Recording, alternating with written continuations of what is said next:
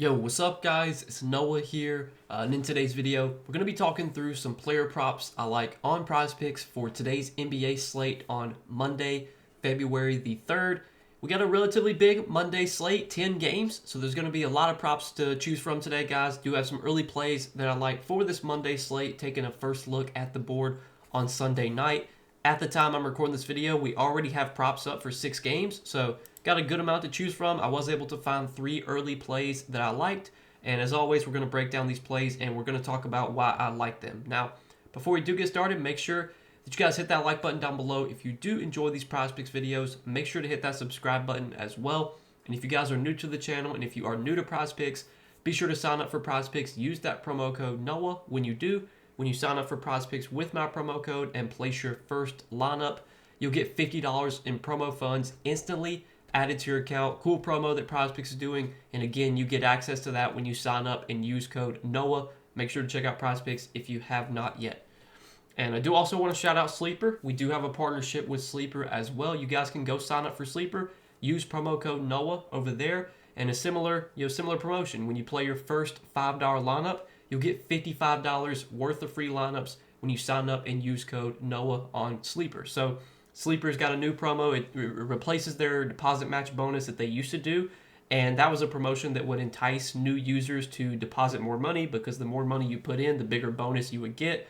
Well, now with this promo, you can put in the minimum, still get $55 worth of free lineups once you play your first lineup, your first $5 lineup. So definitely go check out Sleeper if you guys have not yet. Take advantage of this promotion. And again, you do get access to this when you sign up and use code NOAH. And also, if you don't have an account on Sleeper, if you're a new user, they give out free squares for all new users. So you'll have some free squares you can use for towards your lineups.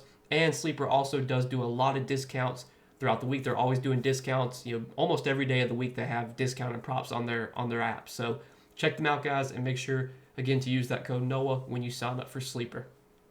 But talking through the props that I like for this slate on Monday, I do want to recap our plays from our last video, which was on Saturday. Did not make a video for Sunday. Typically don't make NBA videos on Sunday, but we did make a video for Saturday. We hit 2 out of the 3 plays that we gave out Saturday, so once again went 2 out of 3. We did hit Onyeka Okongwu over PRA, which cashed like in the final seconds of the game. Okongwu grabbed a rebound, I want to say with like 3 seconds left or something, which was enough to put him over his PRA line. We took Jonas Valanciunas over first half PRA, which cashed as well. Unfortunately, the play that missed was Jalen Brunson over 25.5 points. Really liked that spot for Brunson, but he really struggled Saturday night against the Lakers. He played a bunch of minutes. He played like 40 minutes, but he shot the ball pretty poorly. I think he shot like 5 for 15 or something. And the Lakers were playing good defense on him. They were double teaming him a lot, just kind of making it tough on him. Definitely expected Brunson to do a little bit better in that matchup. Like that play a lot, but he really struggled. Minutes were there, roll was good, just couldn't really make any shots, and that'll happen. But we got a slate to attack here on Monday, guys. Let's see if we can go 3-0 on these 3 picks. We've still been again on a nice run. We've gone, I think, over our last 19 picks we've given out. We've hit 15 of our last 19 picks, so we're on a 15-4 run on the last 19 picks that we've given out on this YouTube channel. So still hitting plays at a really high rate. Let's see if we can keep that going into this Monday slate. So talking through the first prop that I like for Monday, we're going to go back to a first half prop, and we're going to take Jonas Valanciunas. Once again, I like Jonas Valanciunas for more than 12.5 first half PRA. So you could look at some of Valanciunas' full game props. Like if you look at his full game PRA, that line is at 26.5, and I think I definitely like the value more on 12.5 first half PRA. You would think if J-Val gets 27 PRA, he's probably going to have to get 13 in the first half unless he just has like a really big second half. And typically Valanciunas is a guy that does play pretty solid minutes in the first half, and he's going to be in the starting lineup once again for the Wizards. Alex Sarr has already been ruled out for this game, and J-Val typically starts at center when Sarr is out. He started at center last game without Alex Sarr, and so far this season we've seen Valanciunas start. He started 11 games total. He's gone over this first half PRA line in 8 out of those 11 games. And if you look at his minutes, he's typically played anywhere from like 14 to 16 minutes. So far in the 11 games he started in the first half, he has played 14, 17, 15, 16, 14, 12, 18, 17, 13, 17, and 14 minutes. So the minutes are typically anywhere from like 14 to 18. And barring foul trouble, he should play 14 to 18 minutes here in the first half. This is a game that I think the Wizards can keep competitive going up against the Hornets. But obviously, there's always blowout risk when you're talking about the Wizards, just because they're such a bad team. But they're also facing a Charlotte team that's missing LaMelo Ball, missing Brandon Miller. So we kind of expect the Hornets to be bad as well. This game probably will be competitive. It does have a 4-point spread. But anytime you're talking about the Wizards, they're live to get blown out any night. So I always feel a little bit safer taking first half props on Wizards guys. And I like the spot a lot for Jonas Valanciunas going up against the Hornets. The Hornets have been very vulnerable to opposing centers this season. They've historically been a really good matchup for centers. Not much has changed this season. If you look at the Hornets, they do rank top 10 when it comes to points allowed to centers this season. They also, I believe, rank top 10 when it comes to rebounds allowed to centers. So this is a really, really good spot for Jonas Valanciunas. And I want to say he's had a lot of success historically against Charlotte if you want to factor that in. But the role's good right now. He's playing really solid minutes without Alex Sarr. Blowout has kind of cut his minutes down in a few games lately, but this is a game where we expect it to be close. I don't think that really matters though, because when you're taking a first half prop, you don't really care if the game's competitive or not. You just want the guy to be out there without foul trouble. Like, that's really the only thing that probably cuts his minutes down in the first half would be foul trouble. So hopefully he avoids foul trouble, and if he does, he should play 14 to 18 minutes in what is a really good matchup against Charlotte. I like Joe Val for more than 12.5 PRA in the first half. This is a guy that has historically been pretty productive when he does get minutes. You look at last game, in the minutes he played 30 minutes last game. He had 17 rebound chances, which was the most on the team. He also had 6 potential assists, which was third most on the team. So not only can J-Val kind of score around the rim, which is a really good matchup for that, he can also grab rebounds at a really high rate, and he can also facilitate too. So he's just a guy that does everything when he's on the floor. So we're going to take Jonas Valanciunas for more than 12.5 first half PRA for this game against the Hornets. I think there's a little bit of better value on this first half line compared to taking him for 26.5, because I think, if anything, this line should be like 13.5 if you're going to put his PRA line at 26.5.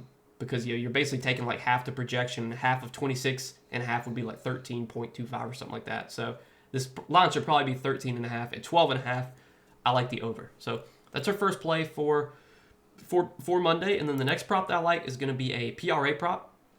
And we're going to look at a prop on Walker Kessler. So Walker Kessler, if you actually look on Prizepicks right now, his PRA line and his PR line are the exact same. 21.5 points plus rebounds, 21.5 points plus rebounds plus assist.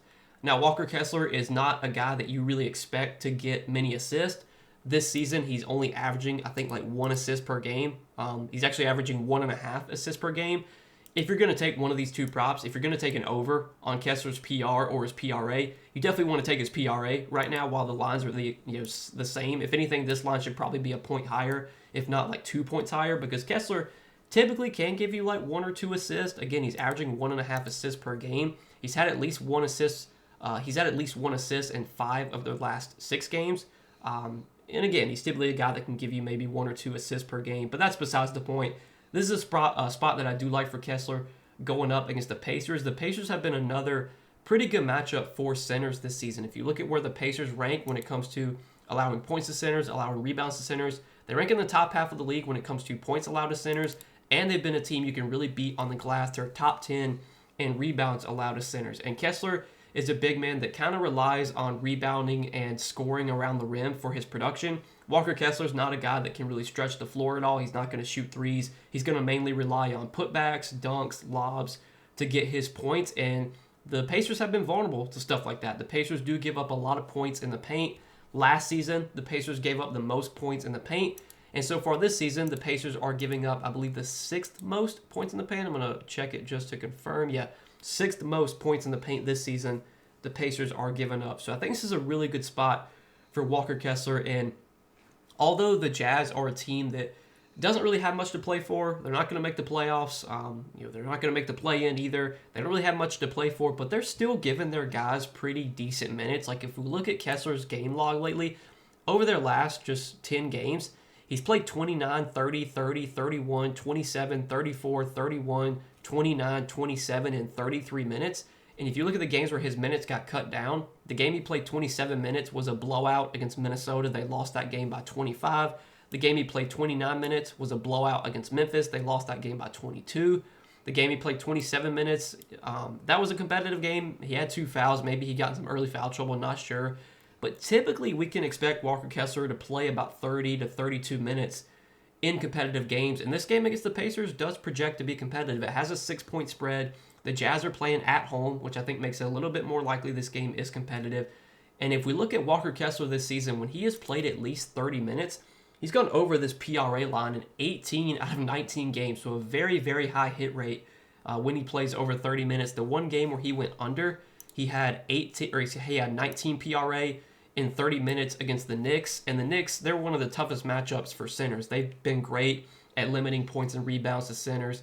Obviously, this matchup a lot better for Kessler here, facing a Pacers team that has been very vulnerable around the rim, giving up points in the paint, and they've been vulnerable on the glass as well, which is just a perfect recipe for Walker Kessler because he's a guy that relies on rebounding and scoring around the rim to get his production. Kessler's averaging just over 20 rebound chances per game this season, which obviously leads his team. He's been great on the glass, and it should be a good matchup for him to kind of be effective on the glass. So, like that is our second prop, and then the third and final prop that we're going to take is going to be a prop on Zion Williamson. And I like Zion Williamson for more than 11.5 rebounds plus assists. So for what it's worth, Zion has gone over this line in 4 out of his last 5 games. Doesn't mean much though, but it is worth noting that the Pelicans will be without DeJounte Murray today. So not only are they still without Brandon Ingram, but they're also going to be missing DeJounte Murray. Unfortunately, DeJounte Murray suffered a season-ending injury. Wish him the best. But yeah, without DeJounte and without Brandon Ingram, we should see the ball in Zion's hands more, which I think does make his assist opportunities increase. If you look at this season without Brandon Ingram and without DeJounte Murray, Zion has a 40%, or actually 41% assist percentage. He's played 150 minutes without Brandon Ingram and without DeJounte Murray on the floor. He's got a 41% assist percentage in those minutes. So he's really been able to rack up assists in the minutes he's played without Ingram and DeJounte, which makes sense because those two guys handle the ball a lot. You take them off the floor, that's just going to mean more ball handling for Zion. And then from a rebounding perspective, Zion should be in pretty good rebounding opportunity here going up against Denver. Obviously, Denver has Nikola Jokic, but I don't think Zion's going to have to guard Jokic here. They'll probably put Yves Missi on Jokic. And if Yves Missi is going to be guarding Jokic, that's just going to mean Zion's going to be able to kind of fly in for rebounds when Jokic has kind of got his back to him. And I think this is a pretty good spot for Zion to be able to rebound the ball as well. This season, Zion's averaging 13.1 rebound chances per game, so second most on the team.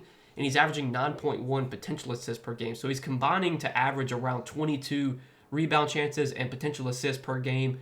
At the line with this line at 11.5, I do like this play quite a bit on Zion. Zion has gone over this line in 8 out of 13 games this season. He's gone over this line in 5 out of 7 games without DeJounte Murray. And he's gone over this line in the one game he played without Ingram and without Murray. He did go over this line in that game. He had 12 rebounds and I believe 2 assists, or I think it was 12 rebounds, 2 assists. In the one game that he played, or 11 rebounds, 2 assists in the one game he played without DeJounte and without Ingram. So like this play on Zion quite a bit. I saw that, that Walker Kessler prop just got taken off the board. So that's really annoying, or it says it did. It looks like it's still available. I'm assuming it's still available. Maybe, maybe not. But assuming it is, I do like that Walker Kessler prop. If Prizepicks does take this off the board, I think it's okay to pivot to 21.5 PR. But I definitely would rather take PRA. It looks like they took it off the board. So I guess we're going to have to pivot to 21.5 PR on Walker Kessler. So annoying, man. Trying to do these videos and, props just always are getting taken off the board, as I'm trying to, post videos for them. But it is what it is. At the end of the day, Prizepicks can do what they want, and I'm just going to be the guy that tries to make content and give you guys the plays I like. Can't really help if they get taken off the board or not. So the PRA line, which was the same as the PR line, got taken off the board. I'm assuming Prizepicks is going to bump that PRA line probably a point or two. So if they do that, I would just take 21.5 PR instead. But that's kind of annoying. So these are still going to be the 3 plays we're going to roll with, guys. Honestly, I think if Kessler goes over his PRA, which again was at 21.5, he's pretty likely to go over his PR as well. But these are going to be the 3 plays that we roll with for Monday. Jonas Valanciunas over 12.5 first half PRA, Walker Kessler over 21.5 PR Also, again, 21.5 PRA is what I like to take, but that got taken off the board. We'll see if that, what that line comes back at. If they put it back up at all, we'll see. But I think 21.5 PR is totally fine as a replacement for that. And then Zion Williamson over 11.5 rebounds plus assists is our third prop. So we got 3 props here for this 10-game slate on Monday. Appreciate you guys watching the videos. As always, make sure to like that, hit that like button down below if you do enjoy these videos. Hit that subscribe button as well. And go check out Prizepicks, guys. If you're not signed up for Prizepicks yet, use that promo code NOAH when you do sign up. And when you place your first lineup on Prizepicks, you'll get $50 in promo funds instantly added to your account. Check them out if you have not yet. But good luck as always. Thanks for watching, guys, and I will see you in the next video.